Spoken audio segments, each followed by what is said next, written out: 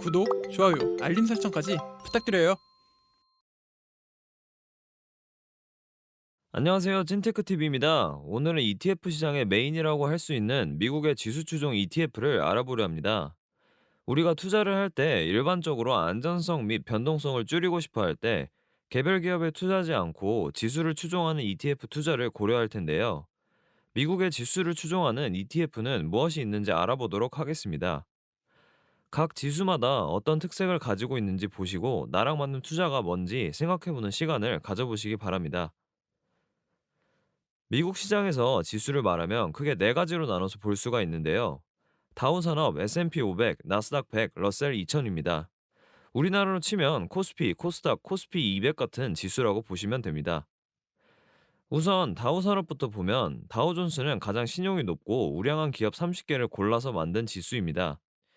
두 번째 S&P 500은 신용평가사인 스탠더드 앤드 푸어스가 뉴욕 증시와 나스닥을 합쳐 500 종목을 고른 지수이며 시가총액에 따라 기업의 비중을 정하는 방식입니다. 세 번째 나스닥 100은 기술기업 중심인 나스닥 상장사 가운데 100개를 골라 만든 지수입니다. 마지막 네 번째 러셀 2000입니다. 미국 증권시장에 상장된 2000개 중소형주로 구성된 지수이며 뉴욕 증시에서 시가총액 1001에서 3000위까지의 기업으로 구성되어 있습니다. 각 지수를 살펴봤으니 이제 미국을 대표하는 지수를 추종하는 ETF를 분석해 보겠습니다. 지금 바로 시작합니다. 첫 번째는 S&P 500을 추종하는 ETF인 SPY입니다. 개시일은 1993년으로 ETF 중에서도 오래된 ETF로 손꼽히고 있는데요. 자산 규모는 337.2 빌리언 달러로 ETF 중에서 상당히 규모가 크며 총 보수는 연 0.09%로 저렴한 편입니다. 투자 섹터 탑5를 살펴보면 기술주 33.5%, 소비순환재 15.9%, 헬스케어 13.3%, 금융 12.6%, 산업 9.2% 순입니다. 기술주의 비중이 3분의 1을 차지하면서 상당히 높은 것을 알 수 있습니다. SPY ETF의 퍼포먼스를 살펴보면 최근 3개월 동안 9.4% 상승했으며 3년 평균으로는 14.8%입니다. 꾸준한 상승을 이어가는 것을 볼 수 있네요. 최근 1년간 차트를 보면 저점 대비 66%의 상승이 나왔으며 고점을 높여가는 모습입니다. 투자기업 탑5를 보면 애플 6.2%, 마이크로소프트 5.4%, 아마존 4.1%, 구글 3.7%, 페이스북 1.9%를 차지하고 있습니다. 시가총액을 기반으로 비중이 정해지기 때문에 애플이 1위를 차지하고 있는 것을 볼 수 있습니다. 두 번째는 다우존스 추종 ETF인 DIA입니다. 개시일은 1998년 1월이며 역시 오래된 ETF입니다. 자산 규모는 26.3 빌리언 달러이고 총 보수는 연 0.16%입니다. 투자하는 섹터 탑5를 살펴보면 기술 21.8%, 헬스케어 17.7%, 소비순환재 17.2%, 산업 16.7%, 금융 14%를 차지하고 있습니다. 우량기업 30개를 고른 지수답게 비교적 섹터별로 고른 분배가 이루어진 것을 볼 수 있습니다. DI의 ETF 퍼포먼스를 살펴보면 최근 3개월 동안 8.2% 상승했으며 3년 평균으로는 10.5%입니다. 무거운 우량주라 상승폭이 낮은 편이지만 코로나 때 하락폭 또한 낮았던 걸 감안하면 그만큼 변동폭이 적은 안정적인 투자에 알맞은 ETF입니다. 최근 1년간 차트를 보면 저점 대비 61%의 상승이 나왔으며 고점을 점점 높여가는 모습입니다. 투자기업 탑5를 보면 유나이티드 헬스케어 그룹 6.9%, 골드만삭스 6.7%, 홈디포 5.6%, 세일즈포스 4.9%, 마이크로소프트 4.9%를 차지하고 있습니다. 세 번째는 나스닥 추종 ETF인 QQQ입니다. QQQ는 많은 투자자들이 좋아하는 상품인데요. 기술주 기업 중심인 나스닥 상장사 가운데 100개를 골라 만든 나스닥 100 지수를 추종하고 있습니다. 개시일은 1999년이며 자산 규모는 154.9 빌리언 달러이고 총 보수는 연 0.2%입니다.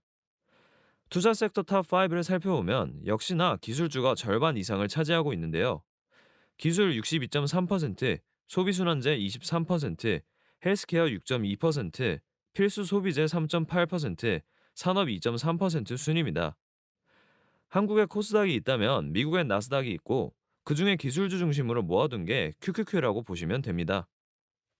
QQQ ETF의 퍼포먼스를 살펴보면 최근 3개월 동안 11.2% 상승했으며 3년 평균으로는 26.1%입니다. 앞에서 말씀드린 SPY나 DIA보다는 높은 성과를 보이고 있는데요. 이유는 최근 몇 년 동안 기술주가 가파른 성장을 했기 때문입니다. 최근 1년간 차트를 보면 저점 대비 84%의 상승이 나왔으며 지속적인 상승을 이어가고 있습니다. 투자기업 탑5를 보면 애플 11.3%, 마이크로소프트 9.4%, 아마존 8.4%, 구글 6.9%, 테슬라 4.4%를 차지하고 있습니다. 앞에 SPY랑 탑5 기업에서 4개나 겹치는 이유는 역시 시가총액 기준으로 나눠서 그런데요. SPY는 500개 종목을 다루고 있고 QQQ는 100개 종목을 다루고 있기 때문에 QQQ ETF가 더욱 집중된 투자를 하고 있다고 보시면 됩니다. 마지막 네 번째는 러셀 2000 추종 ETF인 IWM입니다. 개시일은 2000년 5월이며 자산 규모는 67.8 빌리언 달러이고 총 보수는 연 0.2%입니다. 투자하는 섹터 탑5를 살펴보면 금융 21.2%, 헬스케어 20.4%, 기술 14.9%, 소비순환재 14.3%, 산업 13.2%를 차지하고 있습니다. 러셀 2000은 2000개의 중소형 기업을 포함하고 있기 때문에 투자하는 산업군 또한 다양한 것을 알 수가 있습니다. 확실한 분산 투자 효과를 누릴 수 있으며 중소형주이기 때문에 미래의 유니콘 기업을 간접적으로나마 미리 투자할 수 있는 기회가 될 수 있습니다. IWM ETF의 퍼포먼스를 살펴보면 최근 3개월 동안 26.4% 상승했으며 3년 평균으로는 15.3%입니다. 최근 3개월간의 중소형주의 상승폭이 컸던 만큼 러셀 2000 지수 또한 가파른 상승을 했습니다. 최근 1년간 차트를 보면 저점 대비 115%의 상승이 나왔으며 고점을 점점 높여가는 모습입니다. 투자기업 탑5를 보면 플러그파워 0.78%, 펜내셔널 게이밍 0.66%, 보바백스 0.60%, 시저스 엔터테인먼트 0.53%, 달링 인그리디언츠 0.38%를 차지하고 있습니다. 1위를 차지한 플러그 파워는 친환경 에너지 관련 기업으로 미래 먹거리로 유명한 기업이죠. 그리고 2,000개 기업에 투자하기 때문에 각 기업의 비중이 1%가 넘지 않고 있는데요. 그만큼 엄청난 분산 투자를 하고 있는 ETF입니다. 지금까지 미국을 대표하는 지수 추종 ETF를 살펴봤는데요. 지수 추종 ETF 하면 따라오는 것들이 있죠. 바로 레버리지 인버스인데요. 이것 또한 간단히 살펴보도록 하겠습니다. 앞에서 설명드린 4개 ETF의 각각의 레버리지 인버스 상품을 살펴보겠습니다. S&P 500 지수를 추종하는 SPY ETF가 있었는데요. 레버리지 상품을 보면 S&P 500 지수의 2배는 SOO가 있고 3배는 UPRO가 있습니다. 반대로 인버스 상품도 있는데요. 인버스는 지수가 오를 때 떨어지고 내릴 때 올라가는 반대 상품입니다. 마이너스 1배는 SH, 마이너스 2배는 SDS, 마이너스 3배는 SPXU입니다. 다우존스 지수를 추종하는 DIA ETF가 있었는데요. 레버리지 상품을 보면 다우산업 지수의 2배는 DDM이 있고 3배는 UDOW가 있습니다. 반대되는 인버스 상품을 살펴보면 마이너스 1배는 DOG, 마이너스 2배는 DXD, 마이너스 3배는 SDOW입니다. 나스닥 100 지수를 추종하는 QQQ ETF가 있었는데요. 레버리지 상품을 보면 나스닥 100 지수의 2배는 QLD가 있고 3배는 TQQQ가 있습니다. 반대되는 인버스 상품을 살펴보면 마이너스 1배는 PSQ, 마이너스 2배는 QID, 마이너스 3배는 SQQQ입니다. 러셀 2000 지수를 추종하는 IWM ETF가 있었는데요. 레버리지 상품을 보면 러셀 2000 지수의 2배는 UWM이 있고 3배는 TNA가 있습니다. 반대되는 인버스 상품을 살펴보면 마이너스 1배는 RWM, 마이너스 3배는 TCA입니다. 지금까지 미국 대표 지수를 추종하는 ETF부터 레버리지 인버스 ETF까지 살펴봤는데요. 총 정리를 해보면 다음의 표와 같습니다.